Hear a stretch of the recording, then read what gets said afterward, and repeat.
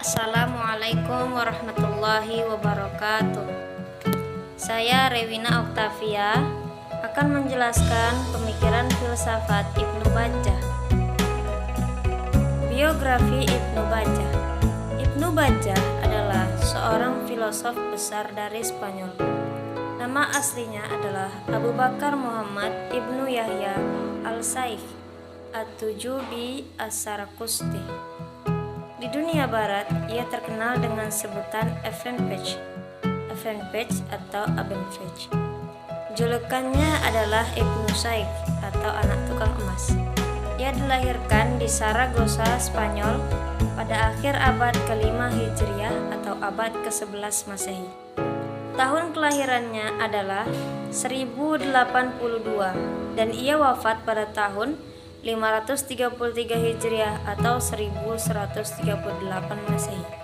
Ibnu Bajjah bukan hanya seorang filosofi, tetapi juga seorang saintis yang menguasai beberapa disiplin ilmu pengetahuan seperti kedokteran, astronomi, musikus, dan matematika. Karya-karya Ibnu Bajjah. Di kalangan para filosof zaman belakangan, Ibnu Bajjah adalah paling cerdas pikirannya, paling tepat pandangannya, dan paling benar pendapatnya. Ia berkecimpung di dalam soal-soal keduniaan hingga ia wafat. Semua ilmunya dan simpan hikmahnya atau filsafatnya belum sempat diterbitkan. Karya-karya Ibnu Bajjah seperti buku Fi an-Nafsi atau tentang jiwa, seterusnya Tabdirul Mutawahhid. Ibnu Bajjah tidak sempat menulis buku filsafat, tidak seperti Ibnu Sina sekalipun ia sibuk kerja sebagai wazir. Namun ia sanggup menyelesaikan 2 buku yang terbesar, yaitu Asy-Syifa dan Al-Qanun. Karya-karya Ibnu Bajjah.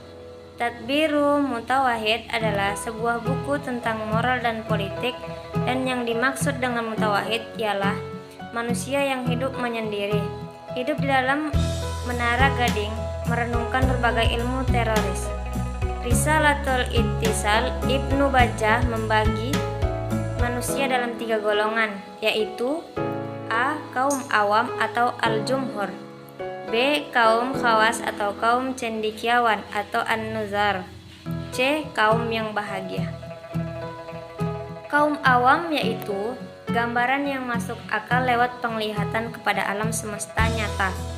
Kaum khawas ialah berhubungan dengan soal-soal yang masuk akal lebih dulu, kemudian berhubungan langsung dengan alam nyata.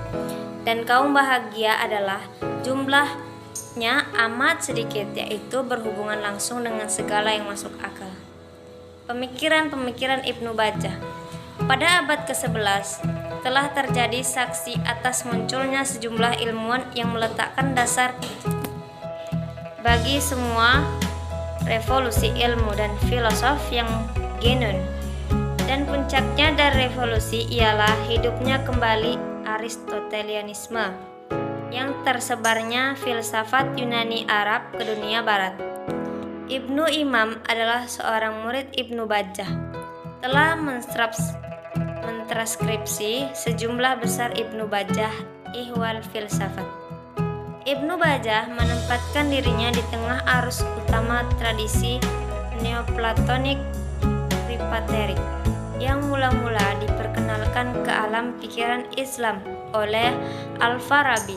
Adalah satu-satunya guru logika, politik, dan metafisika yang berasal dari timur. Filsafat Ibnu Bajjah banyak terpengaruh oleh pemikiran filsafat di kawasan timur seperti Al-Farabi dan Ibnu Sina. Pemikiran-pemikiran Ibnu Bajjah. 1. Metafisika atau ketuhanan. Menurut Ibnu Bajjah, segala yang ada atau al-maujudat terbagi menjadi 2, yaitu yang bergerak dan tidak bergerak.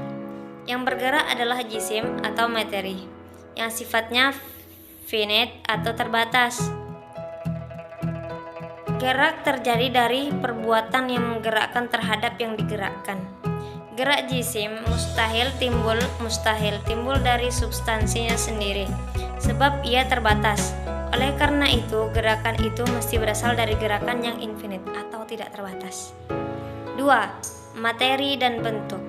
Ibnu Bajjah berargumen jika materi berbentuk, ia akan terbagi menjadi materi dan bentuk. Dan begitu seterusnya. Ibnu Bajjah menyatakan bahwa bentuk pertama merupakan suatu bentuk abstrak yang bereksistensi dalam materi yang dikatakan sebagai tidak mempunyai bentuk. 3. Jiwa. Setiap manusia mempunyai satu jiwa. Jiwa tidak mengalami perubahan sebagaimana jasmani. Jiwa adalah penggerak bagi manusia. Jiwa digerakkan dengan dua jenis alat-alat jasmania. Ada beberapa buatan dan ada pula yang berupa alamiah seperti kaki dan tangan. 4. Akal dan makrifat atau pengetahuan. Akal merupakan bagian terpenting yang dimiliki oleh manusia. Ia berpendapat bahwa makrifat atau pengetahuan yang benar dapat diperoleh lewat akal. Ibnu Bajjah percaya pada kemajuan akal dan mengacu pada akal pertama dan akal kedua. Akal manusia paling jauh adalah akal pertama. Ia menjelaskan tingkatan-tingkatan akal dengan mengatakan bahwa sebagian akal secara langsung berasal dari akal pertama. 5. Akhlak. Ibnu Bajjah membagi perbuatan manusia kepada dua bagian. Bagian pertama ialah perbuatan yang timbul dari motif naluri dan hal-hal lain yang berhubungan dengannya, baik dekat ataupun jauh. Bagian keduanya ialah perbuatan yang timbul dari pemikiran yang lurus dan kemajuan yang bersih dan tinggi. Menurut Ibnu Bajjah, hanya orang yang bekerja di bawah pengaruh pikiran dan keadilan semata-mata. Mungkin ini saja yang bisa saya sampaikan. Terima kasih. Wassalamualaikum warahmatullahi wabarakatuh.